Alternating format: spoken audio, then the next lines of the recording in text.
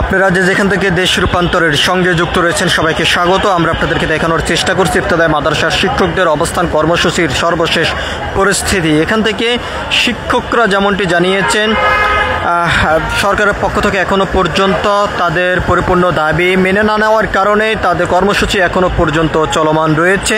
তাদের পরিপূর্ণ দাবি আদায় হওয়ার পরে তারা কর্মসূচি থেকে নিজ নিজ দায়িত্বে নিজ নিজ শিক্ষা প্রতিষ্ঠানে তারা ফিরে যাবেন, এমনটি এখান থেকে তারা জানিয়েছেন। আমরা আপনাদেরকে দেখানোর চেষ্টা করছি ইফতেদায়ী মাদ্রাসার শিক্ষকদের দীর্ঘদিন পর্যন্ত জাতীয় প্রেস ক্লাবের সামনে অবস্থান কর্মসূচি চলমান রয়েছে।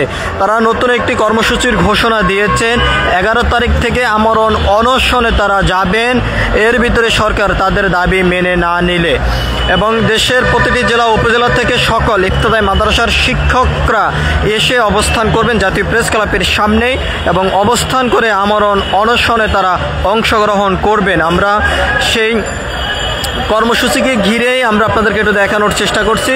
দেশের বিভিন্ন জেলা উপজেলা থেকে এসে দীর্ঘদিন পর্যন্ত ইফতেদায়ী মাদ্রাসার শিক্ষকরা কর্মসূচি চালিয়ে যাচ্ছেন এবং তারা এখান থেকে যেমনটি জানিয়েছেন যে বাংলাদেশ মাদ্রাসা শিক্ষা বোর্ড যে স্বীকৃতিপ্রাপ্ত অনুদানবিহীন যে সকল ইফতেদায়ী মাদ্রাসাগুলো রয়েছে সকল মাদ্রাসা স্বীকৃতি দিতে হবে অনুদান সহ, এমন দাবি নিয়ে এখনও পর্যন্ত তাদের সেই কর্মসূচি চলমান রয়েছে। আমরা আপনাদেরকে একটু দেখানোর চেষ্টা করছি ইফতেদায়ী মাদ্রাসার শিক্ষকদের অবস্থান কর্মসূচি ঘিরে সর্বশেষ পরিস্থিতি আমরা আপনাদেরকে একটু দেখানোর চেষ্টা করছি। এখানে আমরা অনেক শিক্ষকের সঙ্গে কথা বলেছি, তারা যেমনটি বলেছেন যত সময় পর্যন্ত তাদের দাবি অন্তর্বর্তীকালীন সরকার মেনে না নেবেন তত সময় পর্যন্ত তাদের অবস্থান কর্মসূচি চলমান থাকবে। নতুন কর্মসূচি তারা ঘোষণা দিয়েছেন, 11 তারিখে আমরণ অনশনে তারা যাবেন তাদের দাবি সরকার মেনে না নিলে। প্রতিটি জেলা উপজেলা থেকে সকল ইফতেদায়ী মাদ্রাসার শিক্ষকরা এসে অবস্থান করবেন, অবস্থান করে আমরণ অনশনে তারা অংশগ্রহণ করবেন।